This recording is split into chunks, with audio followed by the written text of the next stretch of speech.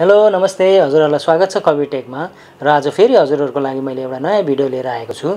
आजको भिडियोमा चाहिँ म हजुरहरुलाई एक्सेलमा चाहिँ हामीले ब्ल्याङ्क रोलाई चाहिँ कसरी सजिलै डिलिट गर्न सकिन्छ त्यो चाहिँ म हजुरहरुलाई आज सिकाउन गइरहेको छु। किनभने हामीहरुले कति धेरै डाटाहरु हुन्छ हाम्रो त्यसमा चाहिँ बीचमा चाहिँ ब्ल्याङ्क रो आइदिन्छ हैन। त्यसलाई चाहिँ म्यानुअली डिलिट गर्नको लागि चाहिँ एकदमै धेरै समय लाग्ने भएकोले गर्दाखेरि यसलाई चाहिँ कसरी हामीले सजिलै चाहिँ ब्ल्याङ्क रोलाई चाहिँ कसरी डिलिट गर्न सकिन्छ त्यो हजुरहरुलाई आज म सिकाउन गइरहेको छु। ल हेर्नुस् मसँग एउटा एक्सेल सिट छ। यसमा हेर्नुस् मसँग आइटम नम्बर छ, लोकेसन छ, अवेलेबल क्वान्टिटी छ र बीचमा यसमा चाहिँ बीचमा हामीसँग ब्ल्याङ्क रो पनि छ। हेर्नुस् यो ब्ल्याङ्क रो आएको छ तर यसमा अहिले देखियो किनभने अहिले मसँग थोरै डाटा मात्रै छ तर यो एकदमै धेरै डाटा छ र बीचमा ब्ल्याङ्क रो आएको छ भने हजुरहरुले एक एक गरेर त्यसलाई डिलिट गर्न चाहिँ एकदमै धेरै समय हजुरहरुको खेर जाने हुन्छ। तर आज म हजुरहरुलाई सिकाउन गइरहेको छु कि यसलाई चाहिँ सजिलै एकदम धेरै टाइम नखर्चिकन चाहिँ कसरी सजिलै डिलिट गर्न सकिन्छ त्यो चाहिँ म हजुरहरुलाई सिकाउन गइरहेको छु। त्यसको लागि चाहिँ फर्स्टमा हजुरहरुले त्यो रेन्जलाई चाहिँ हजुरहरुले पहिला सिलेक्ट गर्नुपर्ने हुन्छ। त्यसपछि हजुरहरुले कन्ट्रोल जी थिच्नुपर्ने हुन्छ। हजुरहरुले कन्ट्रोल जी थिच्दा पनि हुन्छ नत्र हजुरहरुले यहाँबाट पनि यसलाई चाहिँ जान सक्नुहुनेछ। होममा जाने, फाइन्डमा जाने, त्यसपछि यहाँ गो टु छ हो त्यसमा क्लिक गर्दा पनि हुन्छ नत्र हजुरहरुले सर्टकट कीमा चाहिँ कन्ट्रोल जी थिच्दा पनि हुन्छ। र मैले यसमा क्लिक गरे। अब त्यसपछि हजुरहरुले यहाँ स्पेशल लेखेको छ त्यसमा क्लिक गर्नुपर्ने हुन्छ। त्यसपछि म यहाँ ब्ल्याङ्क भन्ने छ त्यसमा चाहिँ मैले टिकमा गरे, त्यसपछि ओके गरे।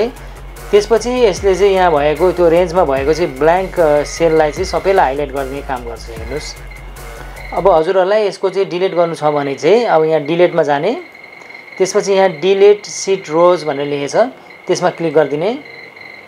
त्यसपछि हेर्नुस् हजुरहरुको त्यो भएको सबै डिलिट रोहरु चाहिँ एकदम एकैछिनमा चाहिँ डिलिट हुन्छ। अब हजुरहरुले यसबाट गर्नुभयो भने चाहिँ हजुरहरुको त्यति टाइम खेर जाँदैन तर हजुरहरुले म्यानुअली त्यसलाई डिलिट गर्नु परेको भए एकदम धेरै डाटा भएको कन्डिसनमा चाहिँ हजुरहरुलाई एकदम धेरै टाइम चाहिँ खर्चिने हुन्थ्यो। र अब म यसलाई फेरि कन्ट्रोल जेड गरिदिन्छु। अब हजुरहरुलाई चाहिँ कहिलेकाहीँ चाहिँ अब जस्तै अब हजुरहरुको यसरी ब्ल्याङ्क सेल आइदिन्छ बीचमा। अब हजुरहरुलाई चाहिँ यो ब्ल्याङ्क सेलमा अर्को केही भ्यालु चाहिँ रिप्लेस गर्नु मन लाग्यो भने त्यसलाई चाहिँ कसरी गर्ने त्यो पनि म हजुरहरुलाई यसैमा सिकाउने छु। त्यसको लागि चाहिँ पहिला हजुरहरुले त्यो रेन्जलाई चाहिँ सिलेक्ट गर्नुपर्ने हुन्छ। रेन्जलाई सिलेक्ट गरिसकेपछि हजुरहरुले त्यही यो फाइन्डमा जाने, त्यसपछि गो टुमा नगएर हजुरहरुले यहाँ रिप्लेस छ त्यसमा क्लिक गर्दिने। रिप्लेसमा यसरी क्लिक गर्ने नत्र हजुरहरुले यसको चाहिँ सर्टकट गर्नु पर्यो भने चाहिँ कन्ट्रोल एच गर्नुपर्ने हुन्छ। मैले फेरि रेन्जलाई सिलेक्ट गरे, त्यसपछि कन्ट्रोल एच गर्नुभयो भने चाहिँ यसरी रिप्लेस आउँछ। अब हजुरहरुको ब्ल्याङ्क भएकोले सेललाई चाहिँ रिप्लेस गर्ने भएकोले म फाइन्ड वार्डमा चाहिँ खाली राखिदिन्छु, ब्ल्याङ्क राखिदिन्छु र हजुरहरुले रिप्लेस गर्ने के त ब्ल्याङ्कमा चाहिँ जिरो गर्ने हो या त अरु टेक्स्ट लेख्ने हो हैन। अब जस्तै मैले यसमा चाहिँ म टेक्स्ट लेख्न रुचाएँ हैन, मैले ब्ल्याङ्क लेख्न मन लाग्यो मलाई ब्ल्याङ्क लेख्दा पनि हुन्छ। त्यसपछि रिप्लेस अल गरिदिने। अब हेर्नुस् जुन जुन ब्ल्याङ्क सेल थियो त्यसमा चाहिँ अलरेडी ब्ल्याङ्क भनेर लेखेको आएको छ। हेर्नुस् यसरी ब्ल्याङ्क भएर आएको छ हो। यसरी चाहिँ हजुरहरुले आफ्नोमा सिटमा भएको ब्ल्याङ्क सेललाई चाहिँ डिलिट र या त हजुरहरुले कुनै भ्यालुहरु या त टेक्स्ट राख्नु मन लाग्यो भने चाहिँ त्यसलाई चाहिँ रिप्लेस गर्न सक्नुहुनेछ।